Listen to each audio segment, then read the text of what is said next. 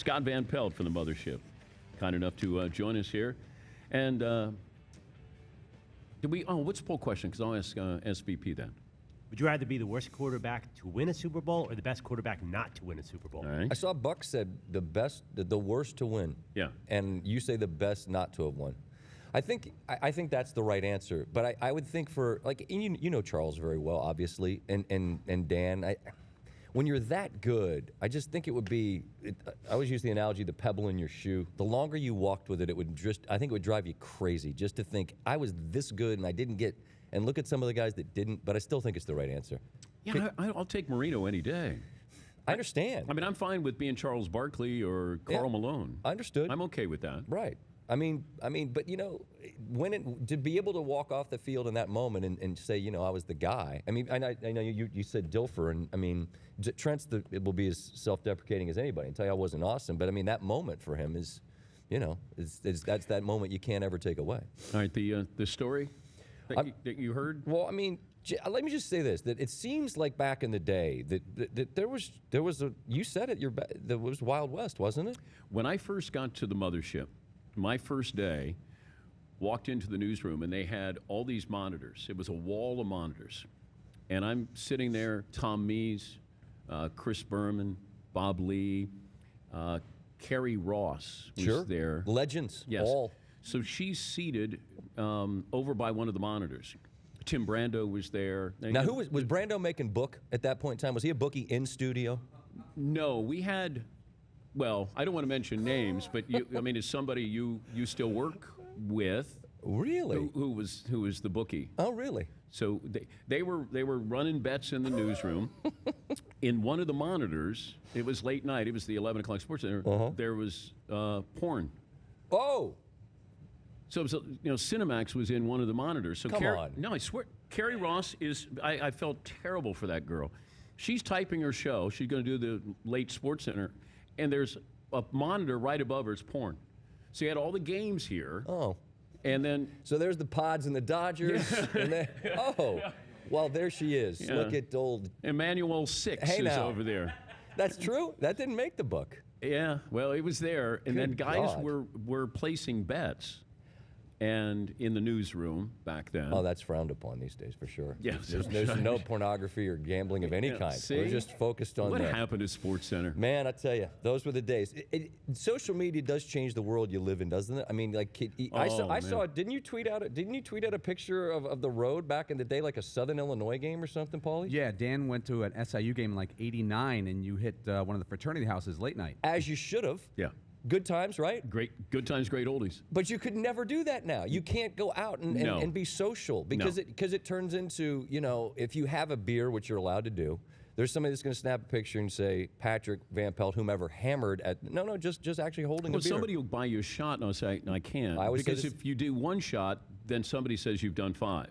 I always say the same line because it seems to diffuse the situation. I say, I can't do shots until midnight. And then if you're still there past midnight, then you're on your own. Then you probably made some bad decisions. Is there any chance you'd come back to ESPN for, I don't know, the party Friday night? Would you want to come to the party? Oh, there's a party. Yeah. I mean, I just figured, we'd just make an inroad and see what happens. Who knows? Maybe people, I don't know what your contract situation is. No. It's never anything to do with my contract. Yeah. Just, come to the party, see what happens. Be social. So just walk in? I don't know. I think I got a +1. I don't know if anybody's coming with me. I mean, I can play, I got a +1. Okay. I just figured I got to come here. How good is it? Well, no. It's because I welcome you here. They're not welcoming me there. Oh, I just invited you. I mean, no one's going to. I got a +1. It doesn't say in parentheses, can't be Patrick. There's no specifications on that. Were you told not to be on the show before?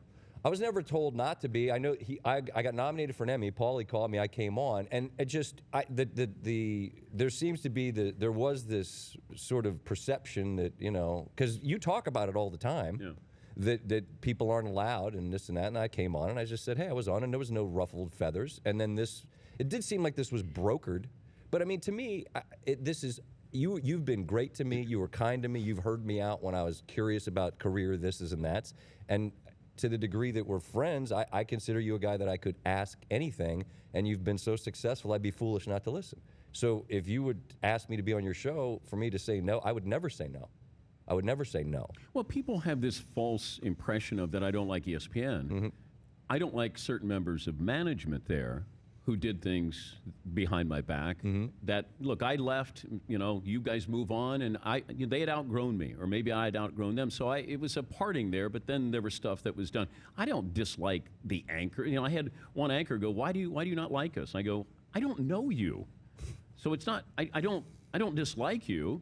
It was just things that happened, and then and then they did this where I just said, I helped bring you from the Golf Channel. I called you and begged This is you. true. They didn't beg, but you were just kind. I couldn't believe I was talking to Dan Patrick. I was very forceful with you because I knew you had a lot of talent. So I remember calling and saying, I'm going to get you. I'm going to get you at SportsCenter. And you went back and forth with the Golf Channel, and you said, I don't know, I like it in Orlando. And then you... What an idiot. It was really... I was a tough sell. No, people You were don't... comfort. You had a comfort zone. Bingo. Guys don't like to change what they're comfortable. That's why, for you, like things, it couldn't have worked better. I mean, the NBC gig seems to be pretty good. This is a pretty cool spot. I mean, obviously it's worked out well, and I think it can be hard for people to change what they're comfortable with. I was an idiot Golf Channel's a lovely thing. Things worked out well for them, but if I didn't go to ESPN, it would have been idiotic. But you were kind and you were helpful, and that was, I'm indebted in that way. But you look at, I find guys get a certain amount of success on SportsCenter, and then they can't wait to get it off SportsCenter because you're traveling, college football. You did other things when you negotiated your contract. I did. But don't you think it's become the type of thing where everyone that's truly great at it, I don't want to say you graduate from it, but you aspire to do different things. And one of the things about ESPN that's great is there are many opportunities. For me, the radio thing was something I was desperate to try to do because I saw how much fun it was for you and how you could make those hours, that terrain your own. But you could do some college football. I could do the golf, right? Yeah. And at some point, if you do the golf and you do some college football and you're doing radio, well, you can't work. And you told me, you're like, I remember vividly, I remember this picture of you walking down the hall and you saying, you gonna do the radio? Yeah. And you do the SportsCenter too? And you're like, don't let them convince you to do both. And it was just like this, I'm telling you, it was like a movie. You walk down, like, it'll kill you. And you're like, he was walking, I'm like, Dan, come back. What are the secrets?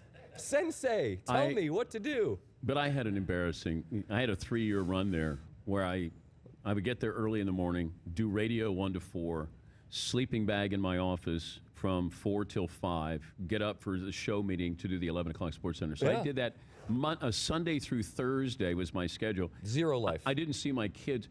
And I look back on it and go, but I sort of anchored in fear because I thought at any moment that they'd just come in and go, you know what, you're out of here. You could not have thought that. I had Mark Shapiro. He's not there anymore. But he was at the time. I'm not coming back now. I know. But he said to me, you're over the hill and won't get another job if you don't sign this contract. This is my boss. He's not there anymore.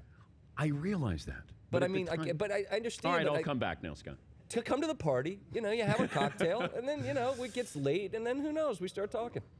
Okay. About stuff, the old times. Are you Cinemax, bookies? Would you like to go to the Jay-Z party that we're having on Saturday night? You know what? Veteran move. You got to get out of Dodge like 24 hours before kickoff. All right. I just wanted to return the favor. You hanging out with Hoba? Yeah. Well. Is that what you? And B, and Miss B. Yeah. Look at him. Yeah. He's all brand new over here.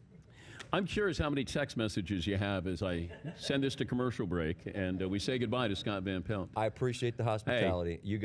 You all guys are great people and friends, and you've been kind, and I'm appreciative of Dude, that. I'm happy for you. Right I really am, and I appreciate you stopping by. And maybe I'll do a drive-by on Friday. Come to the party, see what happens. Maybe I'll give somebody a cup check, when I walk in. All right, bring this. Bring the flinch ball. Maybe flinch ball at the mothership party.